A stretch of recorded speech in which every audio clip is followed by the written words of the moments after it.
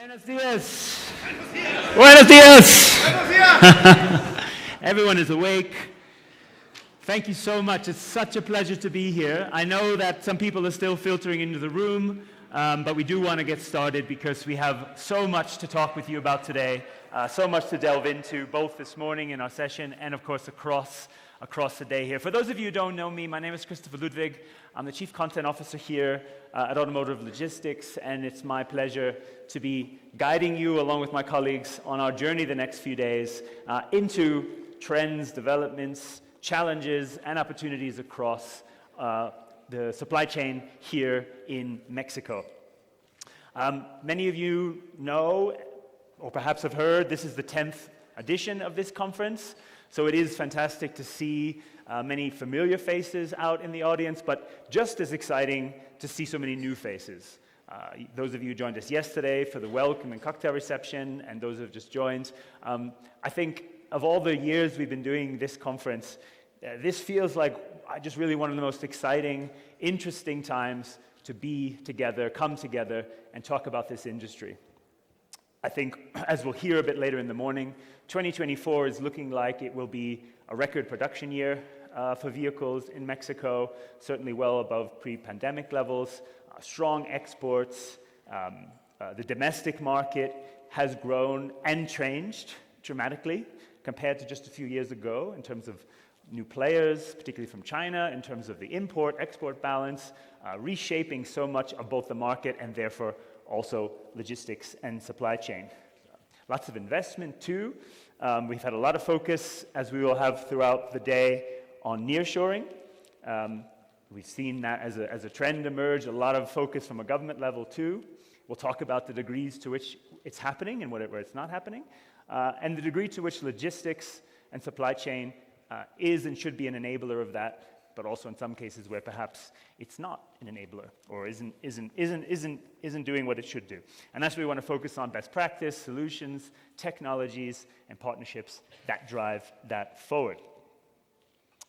And of course, with a theme like breaking boundaries, we want to talk about exactly how the network continues to transform. As you'll hear at various presentations later, if we focus in on vehicle logistics, we've seen a redrawing of the map, which has had a lot of impacts, whether we're talking rail, we're talking about ports, and again, on the inbound side as well, investment in EV, some plants bringing EV online, again, reshaping that network. But inevitably, of course, many questions, both about the present and the future. When we look, for example, at the new government coming in and trying to understand what changes will come from a compliance point of view, from a policy point of view. That's one of the things we want to make sure at events like this, that we capture the key messages and points that matter most to the industry and share them to the government in any way we can. We have representatives from EMEA, we have representatives which is the Automotive Manufacturers Association, we have speakers and representatives from ENA, which is the Parts Supplier Association, and many other groups, as well as direct contacts as well. So I think it's important that your voice is heard, and it's important that it's heard as collectively as possible to show the strength. There are always going to be questions about some of the future of trade and the arrangements, USMCA up for renegotiation or up for review in 2026. Even before the results of last week's election in the US, it was clear that there's going to be some changes coming, or likely renegotiation, if not full-scale renegotiation. Of course, the election raises other questions. We can't deny that. If we go what's been said by Donald Trump, we can't exactly predict what the trading scenario will be, except that we should expect some change to the status quo. And we should be ready to move with uncertainty, to manage uncertainty and unpredictability. The positive thing is that none of that is new for anybody in this audience. I think your daily life is managing unpredictability and uncertainty in the supply chain. And so it only accelerates now. And I think at this event, we're very focused on what you can control, what you can work together on to control, what you can influence. And I'm sure that's most of the tack that we're going to be taking over the next 2 days. But in that context, I think it's a really important time to be in a room together. As I said in my opening last night, I can't guarantee that we have all the answers to every challenge and problem, but I do guarantee, or I'm very, very, very sure, that the community that's represented by this event and represented by the automotive logistics community in Mexico and North America, there you do find the right partners, you find the right solutions, and you'll find the best practice to go forward, whether it's looking at machine learning and AI that can help you manage predictability, unpredictability, whether it's flexible partners and changes to your network, or influencing and changing decisions at a wider corporate level when we look ahead to future models and infrastructure and investment. So it's in that context that we're, again, so pleased that we could put together an agenda and, as importantly, put together opportunities for you to connect across this event. And with that, a few ways more, perhaps, to tell you about how you can connect, both here and beyond. And first of all, if you're not connected to internet, please join our Wi-Fi here at Marcus Reforma. There you see the password, all caps, ALSC Mexico 24. I think it's important that you're connected because we have our conference app, which you would have received an email already to download. If you haven't done so already, you can scan this QR code. We also have it around the event when you get a chance. You'll all have access to it. You not only find the agenda and important information about what's happening when, you'll find information about our partners, and you'll find out information about each other. So every person who's registered for this event is there as a delegate, and you can request connections and messages, and it's just another way to build and maintain that connection. Our sessions will also be available to watch on demand after the conference as soon as possible, so you'll be able to go back and watch. It's only available to people who have registered to attend the event, so it's not more widely available, but it will be made available there, as will presentations that can be shared more widely. So again, this is a bit of a one-stop shop for everything you need connected to this event. Many of you know, and I think it will become evident again as we go throughout the event, that artificial intelligence is becoming a part of our everyday lives in various ways. And so it is as well when we run a conference. And we have an IA-based tool actually for our photos. No, it's not an AI tool to make you 10 years younger or work out some of the filter you, but it will help you find any photo taken of you or taken across the event. So if you register for this app, which you all have access to, it's called Get Pika. You just enter the code there, ALSC-24. You can upload a selfie or a picture of yourself, and it will find throughout the event any photos. But you can also just see any photos that we've taken across the event. So again, take advantage if you'd like. It'll give you pretty instant access to all the photos we have here. I would like to just take a few moments to thank and acknowledge our partners for this event. We talk a lot about partnership. We talk a lot about challenges and solutions that are out there. And when you go into our exhibition area, or you look on our app or our website of all the partners, I guarantee you will find people that can help you, and services and solutions that can help you. An acknowledgement and thanks to our knowledge partner, who partner with us in many of our events across the world, and especially here in Mexico, DP World. To our global partners who, again, are partnering with us across our global portfolio, Airspace, Ascent Global Logistics, CNW, DB Schenker, Freight Verify, and Time Matters. And also thanking again our gold partners for this event, Agromont, Amport, C.H. Robinson, Canadian National, CN, Cognosis, CSI, Easy Flyers, Hellman, Jack Cooper Mexico, Maersk, Penske, ProTrans, RXO, Ryder, Trajecto, Uber Freight, Wallenius Wilhelmsen. Also, great thanks to our silver partners, Agol Worldwide, Carter Logistics, Easy4 Pro, Detroit, Grupo ATC Detroit, KHS, TN, Universal, and Vector Global Logistics. Again, thanks to all of them. Please do take some time to connect. I think you'll find it a very worthwhile to partner with them, and many of them you'll be hearing throughout the day as well. Before I get to our first session, I'd like to take the opportunity to take the pulse of this important community. and engage you in some of your thoughts and understanding about what's happening in Mexico. So we're going to do some voting. Now, many of you might be sick and tired of voting, having gone through elections in Mexico or the US. I promise it's not that kind of vote.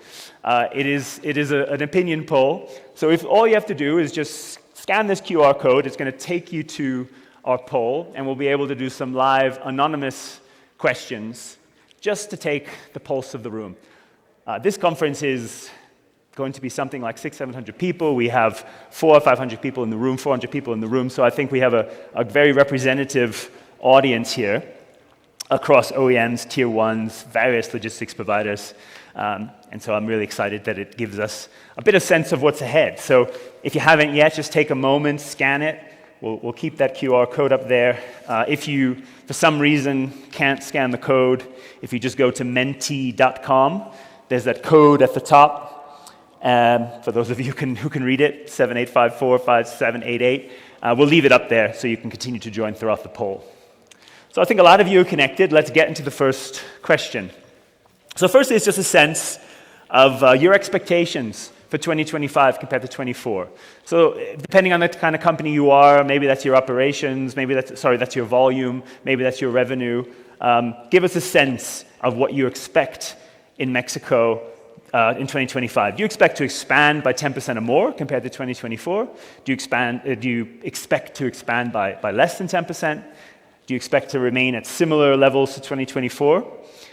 Will you decline by less than 10% or a larger decline of more than 10%?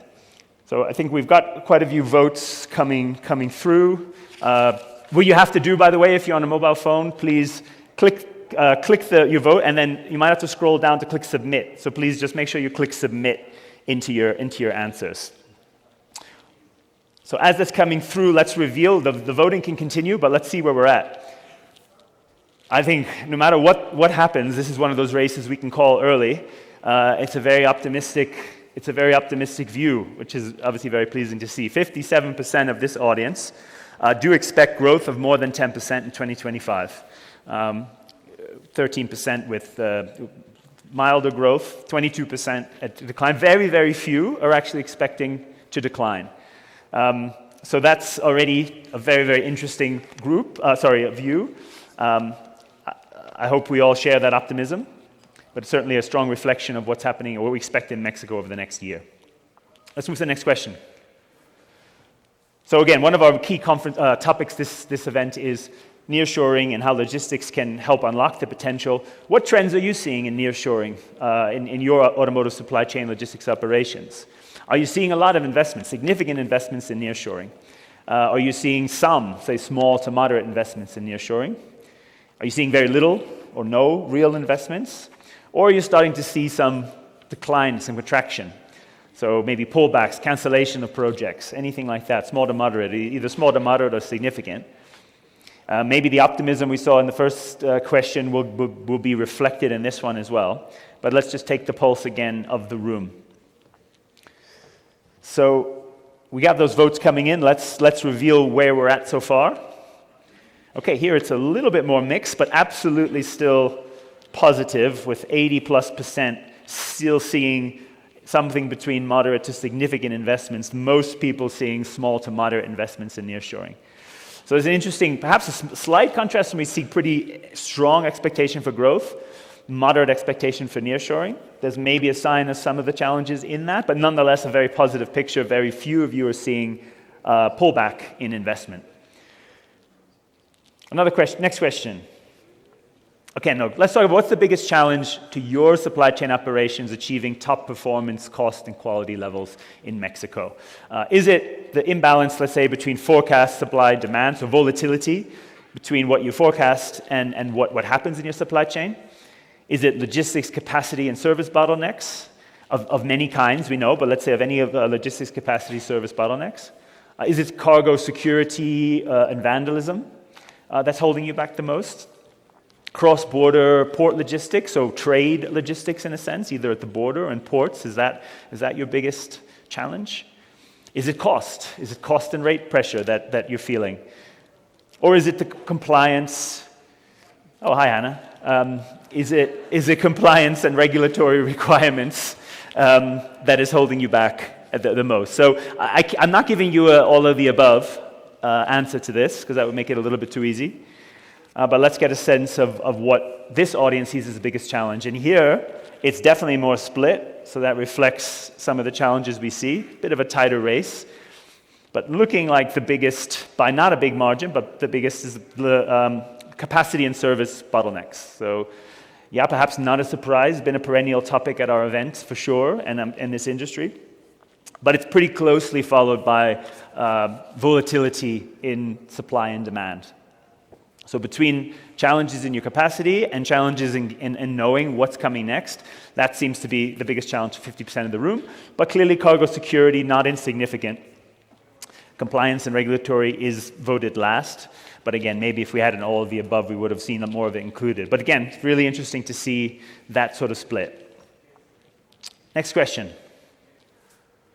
Okay, so what do you, looking to the future a little bit, what do you expect to have the biggest impact on logistics and supply chain performance over the next 3 years in Mexico? Do you think the biggest impact, and I'm not saying if the impact is positive or negative, by the way, what will have the biggest impact? Will it be trade rules and tariff changes? Do you expect that to have a big impact? Will it be infrastructure investment? Will it be digitalization of logistics, something we're going to hear a lot about over the next 2 days? Will it be changing or improving long-term and deepening partnerships? Or will it be cost reduction programs, basically pressures to reduce costs and cut costs? What do you see as the biggest impact, let's say, over the next 3 years? Let's see how you voted. Okay, so there we see pretty strong expectation that there will be some trade rule and tariff changes, and that will have a significant impact. Infrastructure is number 2.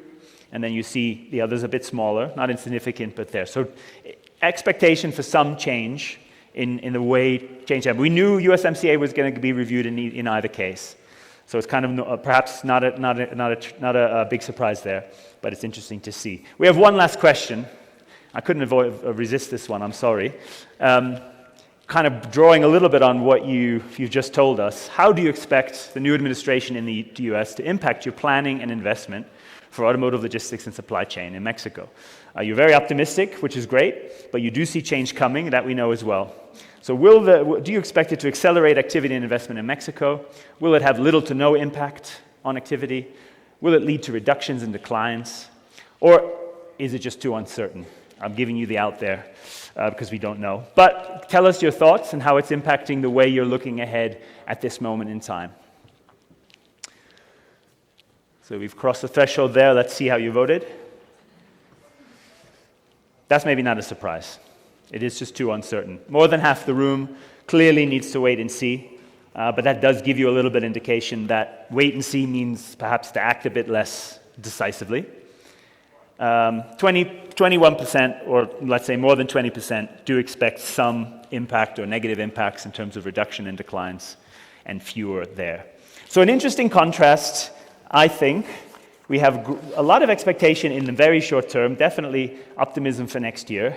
Perhaps looking out, we're a little bit more uncertain. As I mentioned at the start, I think in the supply chain, managing that uncertainty is part of your day-to-day, daily lives. So that's how we're going to do, and that's how we're going to define how we work together over the next few years. Okay, thank you for your views. I think it's always a great way to start the event to get everybody to get your impulse, so that we can now talk more about our experts.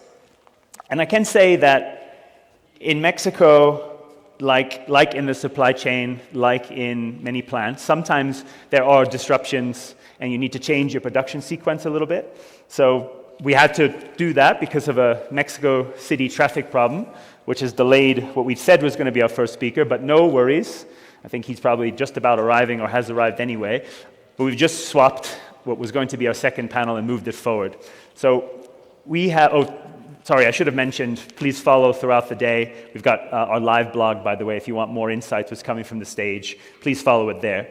But we're going to be introducing we have a great panel that we put together to talk about driving logistics performance to meet nearshoring demand. We'll pick up on some of the topics that we've just been talking about. So it's my pleasure to introduce and welcome our panel. As you can see here, The first joined Nissan more than 20 years ago, has held various roles across the supply chain, including Director of Purchasing for Mexico, aftermarket and accessories, has led all supply chain management functions in North America since March 21. Very pleased to welcome back to our conference here, Chris Stiles.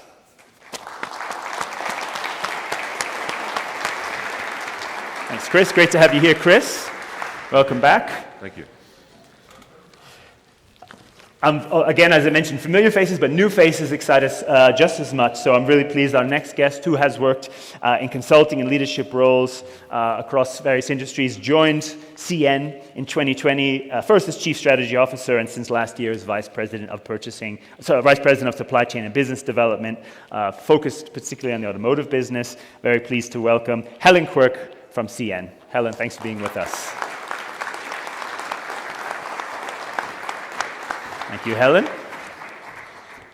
Welcome to the stage. Great to see you. Yeah, absolutely. Last but not least, he's held various operational positions of increasing responsibility across Ryder's supply chain solution, sectors like automotive, high-tech, electronics, retail, consumer. Today he's responsible for developing and supporting solutions across the supply chain solutions in automotive, aerospace, and industrial across North America. Please join me in welcoming Tom Kretschmer.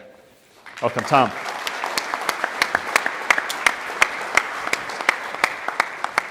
Thanks for being with us, Tom. Thank you. And thanks again for your flexibility, but we are in conferences as we are in life. So let's start just from getting a sense from each of you, a little bit the lay of the land in terms of what your key focuses are. What are your key focus area in logistics, particularly to support your volume expectations in Mexico, let's say over the next year plus? Chris, I'm going to start with you on that one. All right. Thanks, Christopher. Good morning, everyone. There's a number of key focuses, but I guess I would start with just continued focus on capacity confirmations with all of our logistics providers, continued focus on really kind of the velocity of the logistics networks, whether it's parts logistics or finished vehicle logistics. Just trying to create better stability and continuity across those channels when it comes to making sure we have the capacity, it's consistent, we have predictability, working with our suppliers and logistics partners, and really trying to find ways to create more stability in a very unstable environment right now. Yeah, absolutely. Helen. Good morning, buenos dias. So for those of you who maybe aren't familiar, CN, Canadian National, we're a railroad who actually don't have any infrastructure in Mexico. You know, our network is kind of like a Y shape. If you imagine the west coast of Canada, the east coast of Canada, and then we kind of come down and around through Chicago to the Gulf of Mexico. So our access to Mexico, we have a sales team based here in Monterrey, but our access to Mexico is through our partners. So we connect with other railroads to get into Mexico over land, and we also come via rail ferry into Coatzacoalcos, apologies. So we have to influence our partners around capacity and how we get to and from Mexico. So that's kind of how our network works. And we supply both the inputs and raw materials, right from iron ore into steel, into automotive steel, through to finished vehicles. So really our involvement in Mexico is through our partners and influencing with those. Thanks, Helen. Tom? All right, good morning. Buenos dias. Just as a little context, as it relates to Ryder, we've been here for a long time. So as it relates to the growth, I think we're well prepared in a lot of areas. We've been here the 30 years. We've got existing technology and existing procedures, but where we're focused on is really in two areas: our people and space. And the people, our startups are up 25% year over year, 24 to 23. So we are seeing some new activity as it relates to nearshoring. So we're investing in the startup teams, and really what that is people that their sole job is to start up operations. They don't have they're not going to continue with the operation long term. It allows our operators to focus on the customer and the process, and let the people that have done this time and time and time again, start up operations. So that's certainly preparing us for some additional growth. We've also got what we call a SWAT team, and I'm really talking more on the warehousing side as it relates to growth. We've got We've got direct labor that volunteers to move at the drop of a dime to support up these startups. They understand the technology, they understand the MHE, they understand the processes. So we've got bench strength to start up new business as well. And then developing our site leaders. I mean, we've got 5,100 employees in Mexico today, and we continue to start up new buildings. We were just awarded one earlier this week for one in San Luis Potosí. But show me a good operation. I'll show you a good leader that sits on top of that operation. It's critical to have those folks. So, developing our people to be the next in line to take on additional business, and then we are adding space. Certainly in the auto corridor in central Mexico, Bajío, and then northeastern Mexico. I was told very clearly not to share where the location is by our public relations folks, but there is a new site that we're going to be opening coming up in 2025, and we're also looking at additional locations. So, yeah, I mean, as it relates to our investments, we want to be ready to go to support the growth. Yeah, thanks for that. Well, as long as you know where it is, I think we'll get Yeah. Chris, and we just heard about some of investments from Ryder and places. Where do you see some of the greatest opportunities for suppliers and logistics partners to support the logistics requirements here in Mexico? I think really trying to look at longer term views of what those investments are going to be needed for. And then, from a Nissan standpoint, we're really trying to shift our relationships with all of our logistics partners, moving away from the traditional kind of transaction-based types of agreements to more of partnership-based agreements, longer-term agreements, where we get the opportunity to be a better customer and more attractive to the logistics partners as well, making commitments on our side so that they can do what they need to do on their side for investments, whether it's in facilities or equipment or infrastructure, so that they can get a much clearer understanding of what to expect over the life of whatever that agreement is. So I think, bringing that stability into those agreements helps take away a lot of the, maybe ups and downs that a lot of companies face. We've heard from Tom some areas for Ryder. I mean, when you look to CN, as you mentioned, you don't have infrastructure in Mexico, but you're building links and partnerships. Where are you focusing some of the key investment areas? So with those long-term partnerships, I'm really happy to hear Chris talk about longer-term partnerships, because uncertainty is not a friend of heavy asset businesses. It takes time for us to put rail in the ground, or our partners to put rail in the ground. It takes time for us to get the crews to service the business. It takes time for us. So maybe like a year, can take up to a year to get rail cars, depending on what type of rail cars and where they're being built. It can take up to a year to hire a crew if you're hiring an incremental crew. So having those longer term, sort of deeper relationships with our partners and truly understanding where are they building the plants, what are they thinking about, who are their key markets, and going sort of looking past the short-term noise to do longer term planning, that is exactly what we want to do. And then, in the Mexico-specific side, it's working very, very closely with our railroad partners to deepen those relationships at all levels, right from the operating folk right up to the CEOs, to make sure that we've got a really clear agenda on how we're servicing our customers and what product are we selling, right? Because it really starts with service, and I saw a lot around service and capacity in the poll. So that's some of the ways that we're thinking about it. Yeah, and well, as you mentioned, you need to work particularly closely with railroads here in Mexico. Mm-hmm. We always often talk about one of the challenges being capacity misalignment. So either side of the border that needs to be addressed very carefully with your partners. Mm-hmm. Chris, I made a comment about one of the investments that we're going to make in that auto corridor, but we've also invested on the border. We've over the last year, to support cross-border flows, we've added another almost 300,000 square feet between Laredo and El Paso, and added another 500 trailer spots. So again, we're doing 20,000 crossings a month today, but kind of getting prepared to be able to handle more. Absolutely. Chris, do you see risks of underinvestment in places? I mean, we had a pretty positive response from our audience poll, but there's obviously some uncertainty. But do you have concerns when you look across your partner base and say, okay, I'm not sure I see the service and capacity matching what the expectation is. Maybe in some cases, and I think a lot of it came out of your survey, is the wait and see Yeah. kind of factor that's playing in there. But, I mean, we are seeing a number of the companies we work with, they are investing in equipment, they're investing in, trucks and trailers and warehousing operations along the border.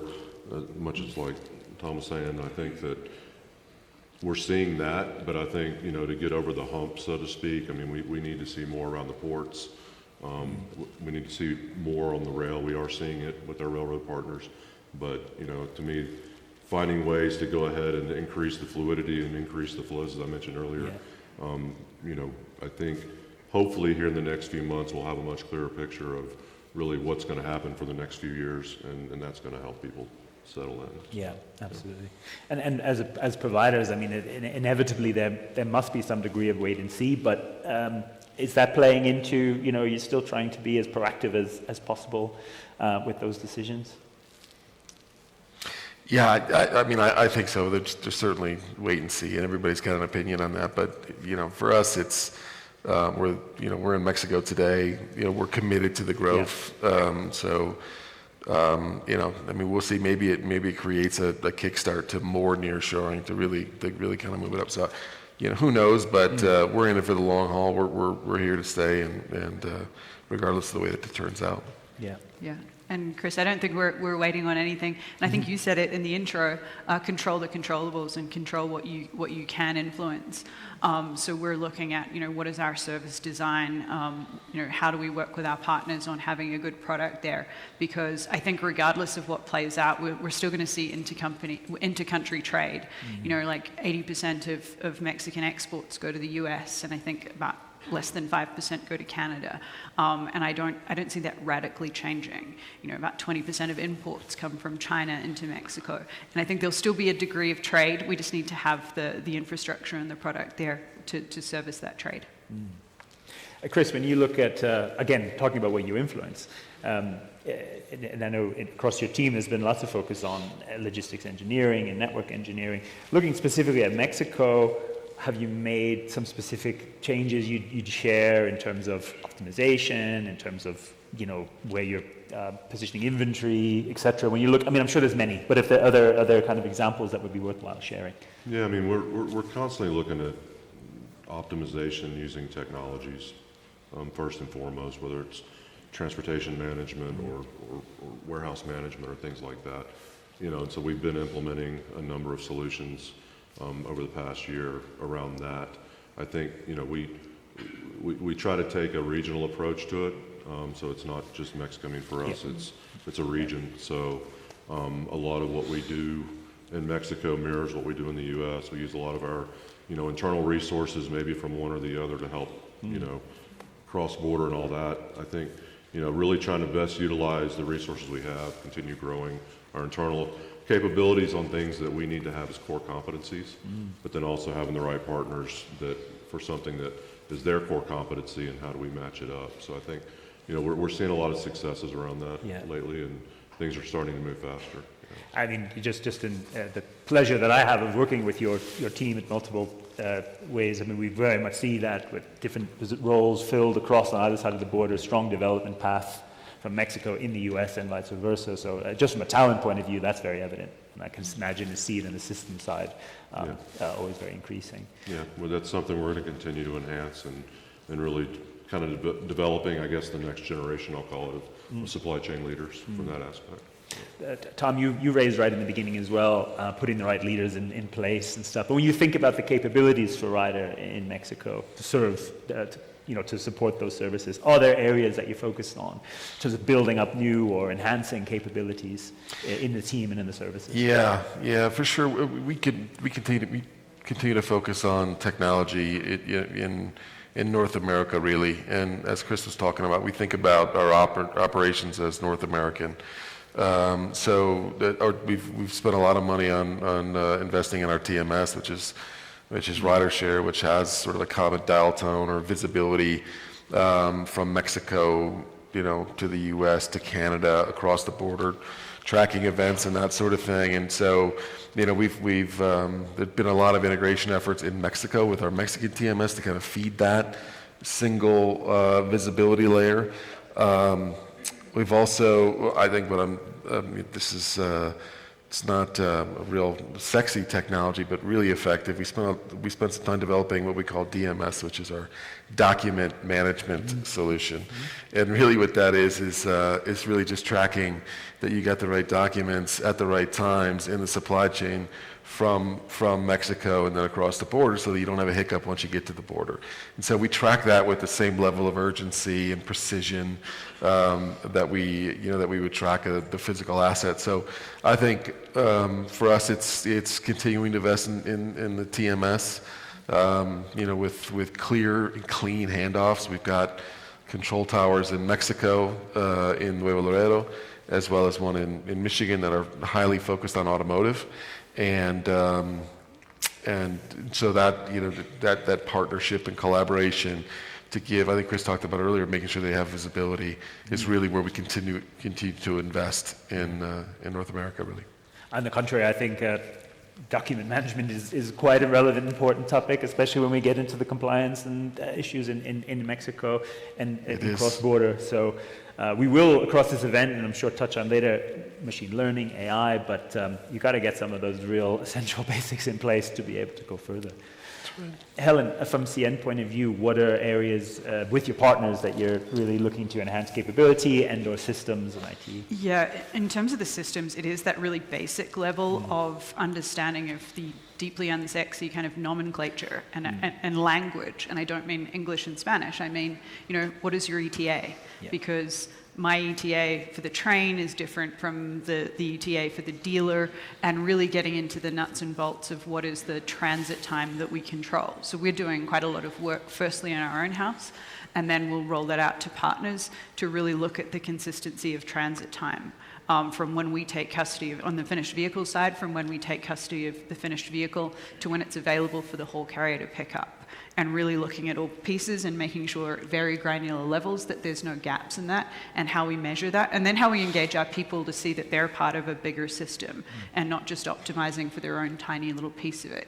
So that's a big thing that we're working on, and like I say, we're going to continue to push that with our partners so that we can get better as an industry. On the tech side, we're pretty excited. We have some robots that we're using in our vehicle compounds in Canada currently. We've been through a pilot phase, and there are vehicles that they don't do the loading and unloading of the rail cars, but they will shuttle the vehicles around and bay them. And that allows us to reduce damage. It reduces our labor cost. It gives us more space because you can park the vehicles closer together. It makes us more efficient because we can build load lines. So we're pretty excited about those, and they're sort of now out there in the public domain. And we've ramped up. We're in our second year of working with that company, and we have plans to expand that to multiple sites in Canada. And who knows, maybe they'll be here at one of these conferences soon. So we're pretty excited about that. Absolutely. How good are they at moderating sessions? Not there yet. Your job is safe. Okay. I'm safe for a few more years, I think.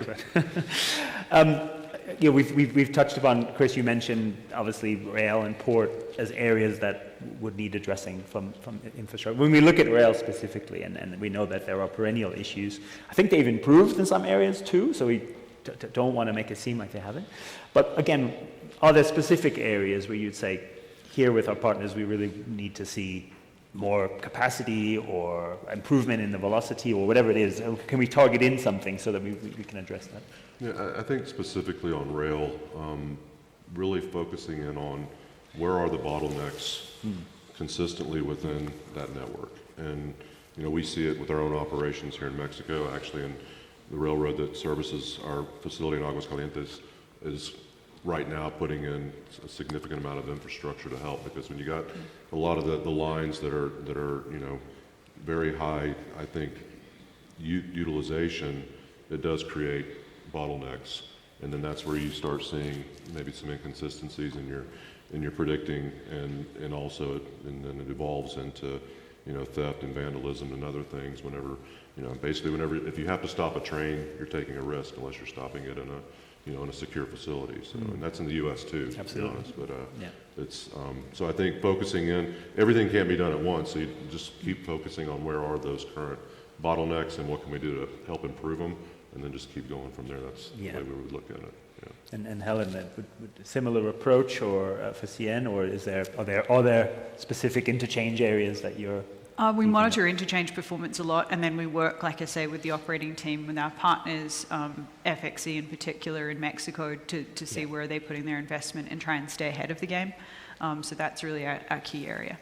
Is there, in terms of your focus, I mean, between finished vehicle and intermodal, are there differences in how you're approaching that for building up the services? Yeah, and kind of like Tom, I don't want to say too much, but we're looking at our service design around parts and products, and really designing what does the industry need, where are the markets, where are the big lanes, and what is an acceptable service for rail to provide. And as you know, like, rails only go in the one direction. Sometimes they're perceived as a little bit less flexible than our friends in trucking. And our customers always want things faster, better, cheaper. So my advice, my ask to the OEMs is, like, pick two. Which two matter the most, right? Because we're looking at designing service to provide more products on the part side.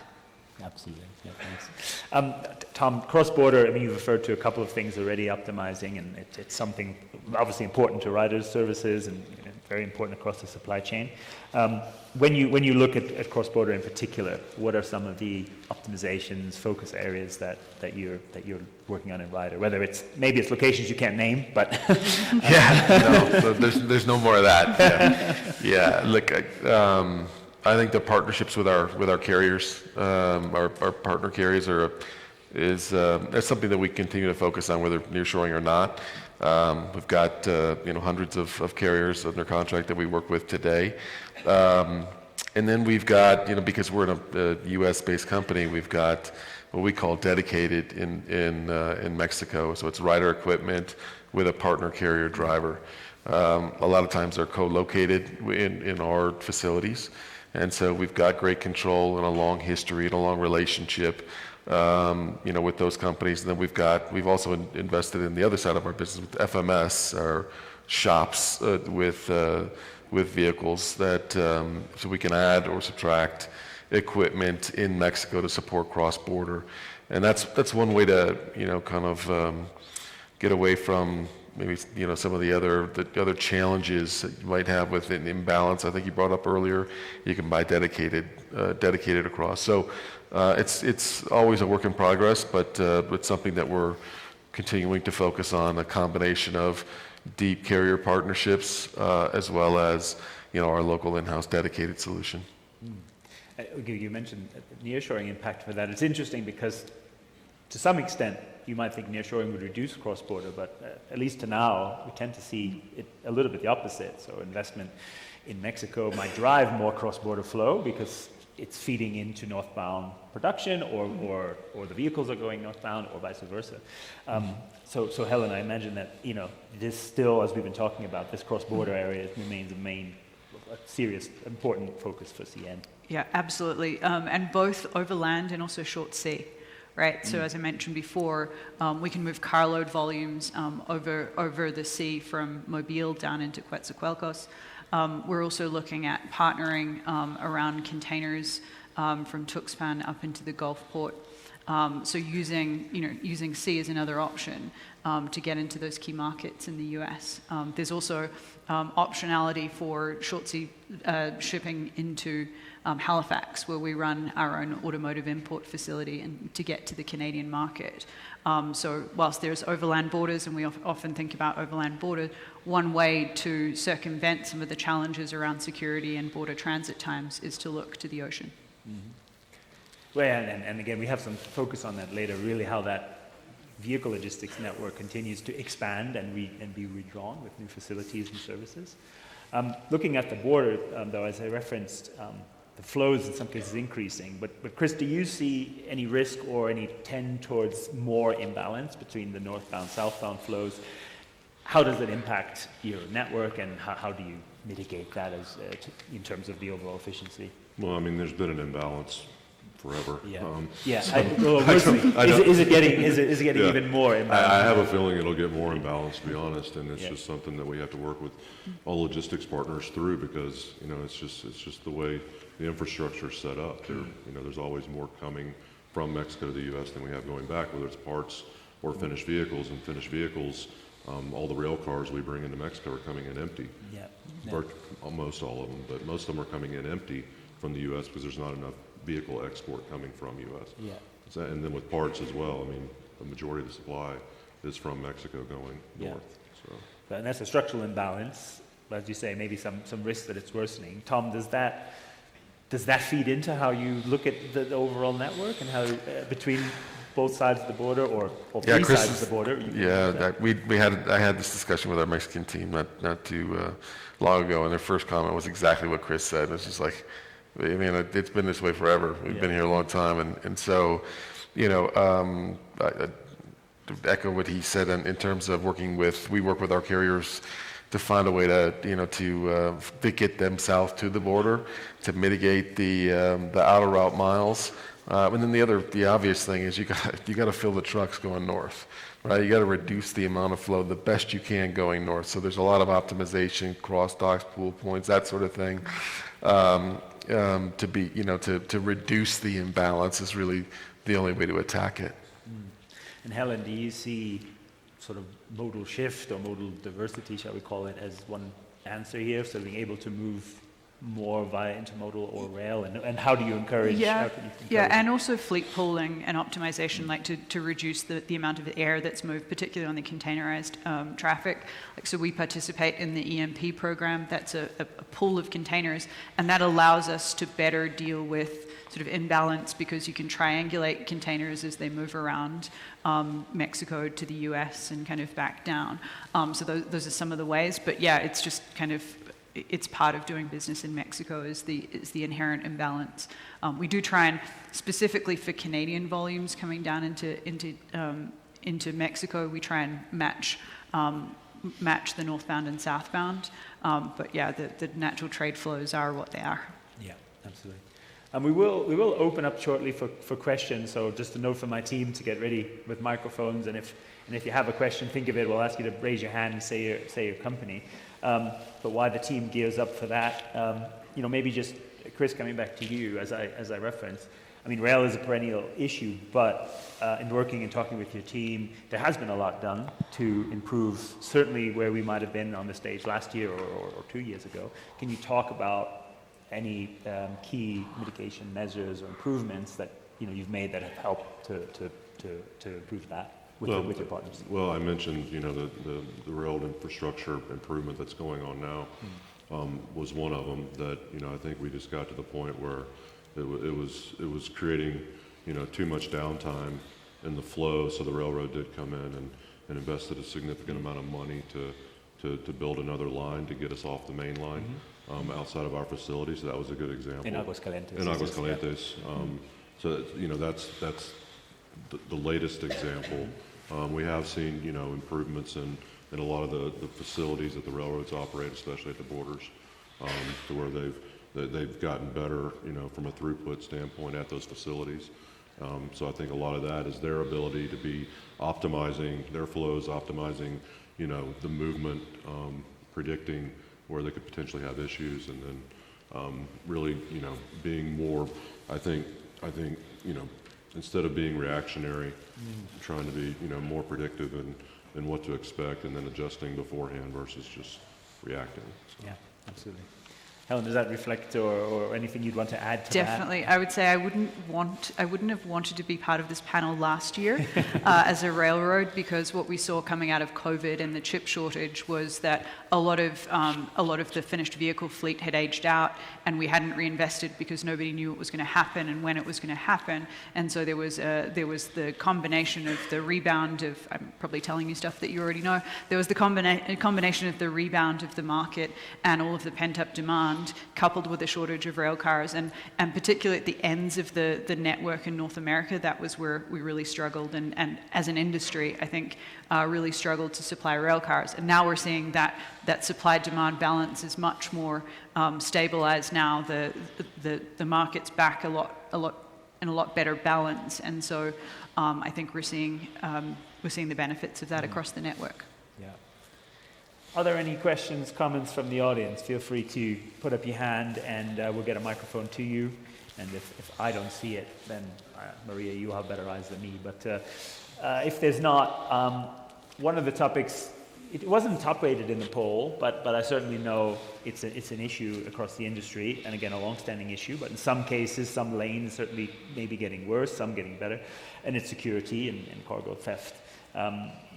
From Tom, again, as a really important player, especially on the cross-border side, are there processes, tools, technology that you're using or working with partners to help identify and mitigate these issues? Yeah, absolutely. We've got a whole group that focuses on this in Mexico. So, with where we handle transportation management for our customers within our Mexican TMS, we're integrated with GPS. So we're getting those tracking updates. So that's a level of security, just making sure that you know where all the trucks are. From a warehousing perspective, we've got 24/7 surveillance. So using mobile GPSs, we do driver security training. We've got rapid response protocols for all those sorts of related issues. And certainly from a route design perspective, we're trying to keep our carrier base safe and choosing the right locations. But it's a significant issue for us. We've got I'd have to kill you if I told you where our location was that had all of the Oh, that was someone cutting you off before you.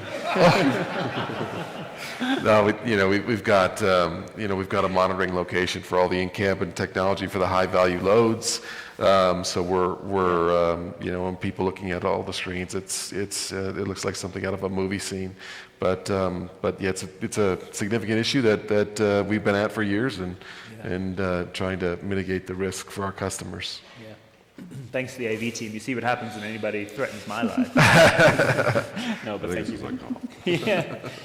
Chris, just if I could just touch please, on please. that, actually, all these technologies are out there, and I think the majority of the logistics partners use them. I think finding ways, and I've been hearing about some of this work going on already with the customs and border agencies in Mexico and U.S., where they can possibly tie into these types of technologies to make the border crossing process faster, meaning they can sell if a truck leaves a secured location and it's tracked all the way to the border with no deviations, then it's free to go on through the border, kind of thing. Mm-hmm. And I think we need to get more I think activity and discussion with the government agencies to get them to buy into it as well, because it just increases I think the overall velocity again. So absolutely. Yeah. Does anyone have a question or comment? Happy to get your voice in here, but if not, we'll have a few minutes left. One of the things, Chris, maybe I want to talk to you. Now, again, we know there'll be renegotiations of some kind in USMCA, but not to speculate on that. Just kind of what we know and what we've been working through and implementing already. It certainly, there have been increases in compliance as more content requirements definitely changed. How has it, or how is it changing how you adapt your logistics and supply chain strategy in North America? It really kind of depends on, from an automotive manufacturing standpoint, when the last USMCA protocols were put in place, we had to react. And we did do that as far as adjusting, the origins, a file for what goes into the vehicles. As we have new models getting developed and new supply bases coming along with those new models, that's all being taken into account. So we're calculating from the very beginning, if our sourcing strategy for all these parts, where does that put us from a USMCA compliance standpoint? And not just on the current, it's running scenarios on the what ifs. Right. Oh, it is. So, we don't know either what's going to play out, but we try to at least get a view of, okay, if this, then we have a plan to adjust and do that. So, yeah. And we have a session later today, actually, where we talk in a bit more detail with some in public affairs. And we do know that, again, pretty already strong signals that tracing of component parts from China will definitely become a bigger role in this. It already is in compliance areas in the U.S. So there's definitely areas we can probably already start to game plan. Maybe turning to digitalization, just again, Helen. You mentioned the robots, so that's exciting. Other tools that you're investing in or looking at to help with the overall flows? Yeah, generally we're working very closely with our partners to try and act more like a single railroad. It's no secret that we have a competitor who is a single railroad from Mexico, so we're working very closely on the customer service and truly putting ourselves in our customers' shoes to say, like, what are the pain points? You know, like, let's make it as easy as possible to try and act as a single carrier, to reduce the amount of time and effort that's spent in different systems and with different people getting different answers. So we're putting a lot of time and effort into that. So that's, I guess, the biggest area of focus for us. Tom, you've mentioned quite a few things along the way. If there's any other areas of digitalization that maybe even the sexy ones along with the document ones. My knowledge on this is about a half an inch thick, so don't give me any follow-ups. But we have spent a considerable amount of money investing in an analytics team. We've got a centralized analytics team led by a few PhDs, working on predictive models. We've got standard analytics or standard metrics at a rider level as well as at our customer level. And we're trying to use machine learning to help us with forecasting, right? And Helen talked about it earlier. When you're a heavy asset business and we've got 250,000 of them, you want to be able to put them in the right place so that they get used, right? It's all about the efficiency of that asset. So we're using that to help us with forecasting. We've got multi-client warehousing and then all of these assets. So to help us forecast both equipment and labor. Absolutely, yeah, and obviously the analytics and predictive aspects, something, Chris, you also addressed. We're running a little low on time, and I know we started a touch late, so but maybe one more set of questions just from my side to close this out, starting with the providers on the panel. What do you need, or what would you like more from your customers to help provide a better service here to help support grow in Mexico? So whether it's sharing, collaboration, information, other information, what do you need most to help serve your customers better? I'll start with you, Helen. Yeah, I think we've touched on it. It is these deep partnerships and the conversations around the longer term and being quite open to what are the uncertainties that you're facing. We all know that things are going to change over time, and I like to think or hope that Mr. Trump is at least an economic rationalist. So as we plan for the future, let's have those conversations around what is best and what are the economically rational choices to make as we work with our providers. Mm-hmm. Thank you. Yeah, for us, it's Chris laid it out really well in the beginning, but it's the same in Mexico as it is in the U.S. and Canada for us. It's a good partnership, clear goals and expectations, shared ownership of compliance and execution, strong idea sharing, and really, we want to be an extension of our customer supply chain group, and as a result, we're mutually successful. Fantastic. And Chris, final word from your side. What do you want to see more from your partners, providers, to ensure Nissan and its supply chain can continue to grow and invest here in Mexico? Yeah, I think just the partnership thought process and bringing transparency and trust along with that, and it goes both ways, obviously, because we're all in a very cyclical business affecting each other. So I think, as we develop those relationships where they can understand what we're seeing, we can understand what they're seeing, we can understand how it impacts their business, because we want everyone to succeed. So let's sit down together and be much more transparent in how we're having those discussions. Fantastic. Well, thank you all for these insights. I think there's been some really concrete, specific things. I mean, even I might even get myself killed with the information that I've learned from this panel. So, no, but I really thank all of you for this great way to share. I think it shows the optimism and the potential of this market and the uncertainty that we're all working in, and we'll take. And the last word there, certainly on keeping close one another to share that information and pass the information to the right places is key. So thank you so much for getting us started off on the right foot. Thank you so much. Thanks so much, Chris. Thanks, everyone. And don't go anywhere for the rest of you, because now we're going to move right into our next presentation and speaker. Again,